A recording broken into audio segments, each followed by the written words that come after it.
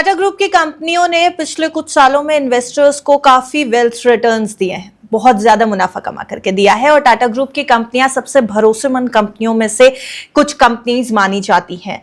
लेकिन जब बड़ा डेवलपमेंट होता है तो स्टॉक्स के ऊपर असर भी बड़ा होता है और फिलहाल टाटा ग्रुप में काफी कुछ चल रहा है और इस काफी कुछ चलने के बीच में एक बड़ी खबर यह आई कि टाटा ग्रुप में एन चंद्रशेखरन जो हैं, टाटा ग्रुप के जो चेयरमैन हैं, वो स्टेप डाउन कर रहे हैं। वो रीअपॉइंटमेंट नहीं लेंगे। फरवरी में उनका कार्यकाल खत्म हो रहा है ऑन हिज पोस्ट और वो फरवरी के बाद वापस से रीअपॉइंटमेंट नहीं लेना चाहता। यानी अगर थोड़े भाव में इसको समझें तो उन्होंने अपनी पोस्ट से रिजाइन करने का कर लिया है फैसला। अब एन चंद्रशेखरन के इस रीअपॉइंटमेंट ना लेने की खबर से टाटा के स्टॉक्स को बड़ा शॉक लगा। इसके अलावा टाटा ग्रुप के जो निवेशक हैं वो भी थोड़ा सा परेशान जरूर नजर आए, क्योंकि अब कंपनी में काफी कुछ बदलने वाला है। एक नई पोजीशन, एक नया शख्स जब उस पोजीशन को संभालेगा तो क्या कंपनी उसी तरीके से प्रॉफिटेबिलिटी को मेंटेन कर पाएगी, ट्रस्ट को मेंटेन कर पाएगी, वही वेल्थ जनरेशन वो अपने निवेशकों को कमा करके देगी? कई तरीके के सवाल हैं और कई तरीके के चैलेंजेस होंगे जो भी नया शख्स इस जिम्मेदारी को, इस रिस्पॉन्सिबिलिटी को अपनाएगा। आज टाटा ग्रुप के ऊपर हम कई सवालों के जवाब ढूंढने की कोशिश करेंगे। हमारे साथ गौरव गोयल जी यहां पर मौजूद हैं। Sir, welcome to Good Returns. Very good morning, good afternoon आपको अनिमा और आपके सभी दर्शकों को मेरी तरफ से नमस्कार।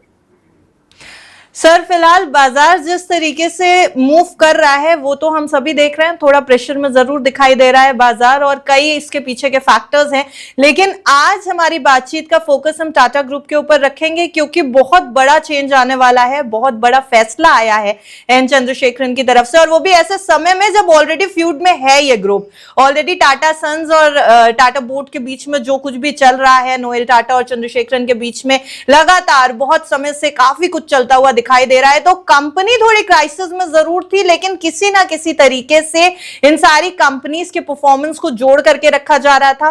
पिछले 9 सालों में जिस तरीके से बदलाव आए हैं उन सबको पॉजिटिव लाइमलाइट में रखा गया है और ग्रुप में सब कुछ वेल्थ जनरेशन की तरफ जाता दिखाई दिया है। लेकिन क्या ये कंटिन्यू रहेगा? टाटा ग्रुप में अब क्या कुछ चलेगा? तो अर्निमा, देखिए, टाटा ग्रुप की history is more than 150 years. It is one of the most prestigious groups that we have, a corporate group जो हमारे देश के अंदर है। और संभवतः ये एक ऐसा ग्रुप है जिसने शेयर होल्डर्स और बाकी जो स्टेक होल्डर्स हैं उनके लिए immense amount of wealth create करी है। अभी हमने यहाँ पे काफी चेंजेस देखे हैं, आपने पूरा विस्तार में बताया है। एन चंद्रशेखर जो यहाँ पे पिछले ऑलमोस्ट 9 years से इनके ग्रुप सीईओ रह चुके हैं टाटा ग्रुप के, और उससे पहले उनकी बहुत बड़ी हिस्ट्री रही है टाटा ग्रुप के साथ। ऐसा नहीं है कि वो आउटसाइड कैंडिडेट थे। He came from TCS and steered Tata group through unprecedented amount of profitability and revenue growth. पिछले अगर 9 साल का आप ट्रैक रिकॉर्ड देखें उनको, तो आप रियलाइज करेंगे कि मार्केट कैप ऑलमोस्ट इस पीरियड में 3 times हो गया है, रेवेन्यू 2 times हो गया है और साथ में प्रॉफिटेबिलिटी 5x बढ़ी है। So it is no mean achievement Anima. इतने बड़े डाइवर्सिफाइड कॉन्ग्लोमरेट को थ्रू क्वागमायर ऑफ इश्यूज ये लीड करके एक ऊंचाई पे ले जाने के लिए I think N Chandrashekhar deserves full amount of credit. अगर आपने नोटिस किया है पिछले 1-1.5 साल से यहाँ पर बहुत टाटा ग्रुप में ओवरऑल बहुत कुछ चल रहा है। जब से Ratan Tata ji passed out and उनकी नोएल टाटा टुक ओवर, तब से there has been a lot of things that are happening within the board of Tata Sons. और हम सब मालूम है टाटा सन्स की टाटा ग्रुप के अंदर सबसे बड़ी भागीदारी है। एंड टाटा सन्स में जब से नोएल टाटा आए हैं तो जो एग्जिस्टिंग बोर्ड मेंबर्स थे उनके साथ सबसे पहले हमें बहुत सारे फ्यूड्स दिखाई दिए। और ये बोर्ड जब मीटिंग हो रही थी तो कई बार ऐसी चीजें निकल के आई, खासकर टाटा सन्स की लिस्टिंग को लेकर, जिसमें एसपी ग्रुप जो शपूजी पालन जी ग्रुप है उनका 80% स्टेक है, वो लिस्टिंग चाहता था।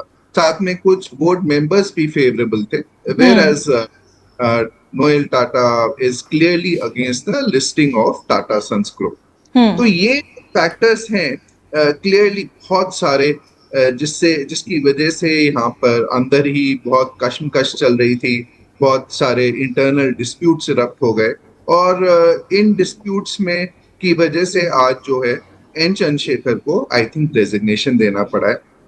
In his resignation letter, he has clearly pointed out that one person, and वो कोई secrecy वाली बात नहीं है, that one person is Noel Tata. और नोएल टाटा की तरफ उन्होंने पॉइंट आउट करके बोला है कि उनको एक्सटेंशन देने के लिए वो तैयार नहीं थे, हालांकि उनको बैकिंग थी कुछ कंपनी की तरफ से, एंड इसलिए ताकि टाटा ग्रुप में एक सक्सेशन प्लान अगले 6 महीने के लिए बना रहे, he will leave his position in the month of February next year. In the mean time succession plan तैयार किया जा सके. एक लास्ट पॉइंट आउट आने में एक लास्ट चीज पॉइंट आउट करना चाहूंगा. टाटा ग्रुप में इस तरह की सक्सेशन बैटल्स या इस तरह का जो चीजें हैं ये कोई नया नहीं है अर्निमा. ऐसी चीजें पहले भी हुई हैं. बहुत सारे दर्शकों को मालूम नहीं होगा कि जब रतन टाटा बिकेम यहाँ पे हेड बने थे टाटा सन्स के, उस समय भी एक बैटल हुई थी. JRD टाटा के बाद रतन टाटा बने थे, I think it was 90s, early 90s. उस समय भी रूसी मोदी जो थे, बहुत बड़े लीडर थे टाटा ग्रुप के, उनको भी हटाया गया था. And things have happened and moved on and Ratan Tata became the undisputed leader in Tata group. I think this is one way Noel Tata अपनी अथॉरिटी को असर्ट करना चाह रहे हैं. That is what is happening. Okay sir, थोड़ा स्टॉक्स के ऊपर भी नजर डालनी बनती है, क्योंकि हम लोगों ने बहुत ज्यादा तेजी से गिरते हुए देखा जब ये फैसला आया एन चंद्रशेखरन का. उसके बाद टाटा के स्टॉक्स में ऑलमोस्ट हम क्रैश कहेंगे तो शायद गलत नहीं होगा, क्योंकि कई स्टॉक्स 12 अगस्त को बहुत बुरी तरीके से टूटे थे.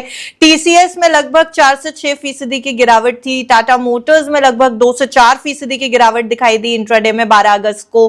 टाटा कंज्यूमर प्रोडक्ट्स में गिरावट दिखाई दी थी. टाइटन में गिरावट दिखाई दी. टाटा स्टील में भी गिरावट दिखाई दी.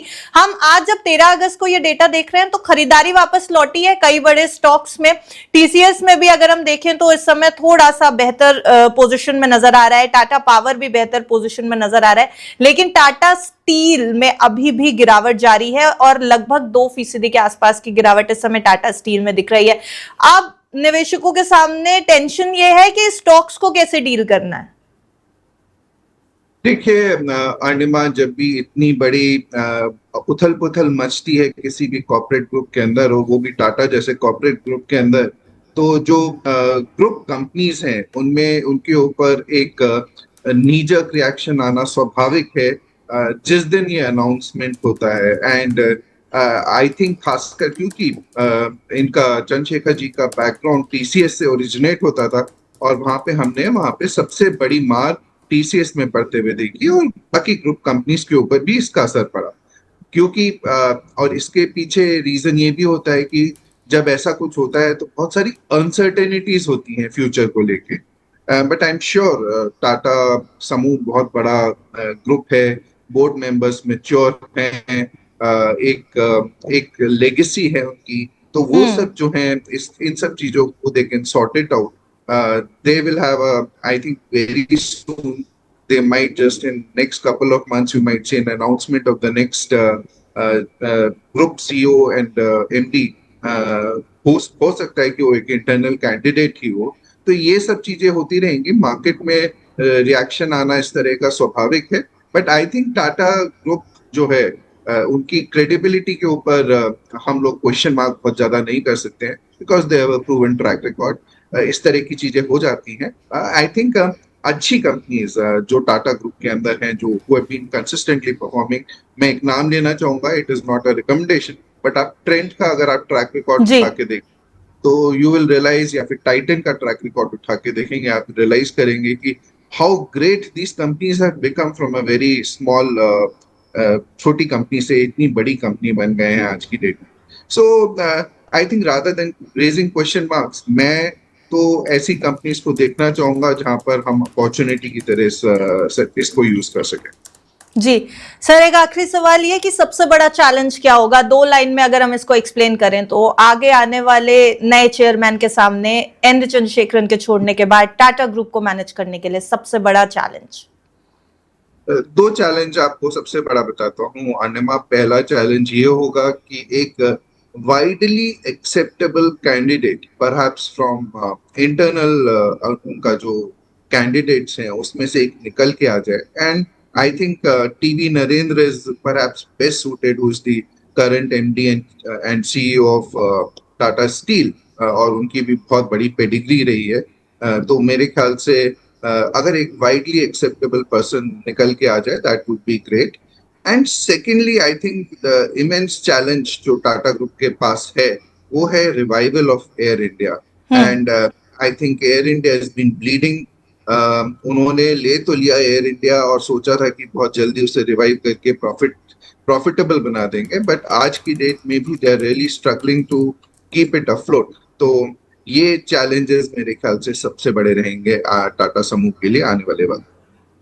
तो देखते हैं कि इन चैलेंजेस से कैसे डील करता है टाटा ग्रुप और कौन होगा जो एन चंद्रशेखरन की जगह लेगा, और क्या वो वैसे ही टाटा ग्रुप को चला पाता है या नहीं चला पाता है, उसी तरीके से इन सारी प्रॉब्लम्स को एड्रेस करता है और निवेशकों को वेल्थ जनरेशन की प्रोसेस में आगे लेकर के चलते हैं कि नहीं।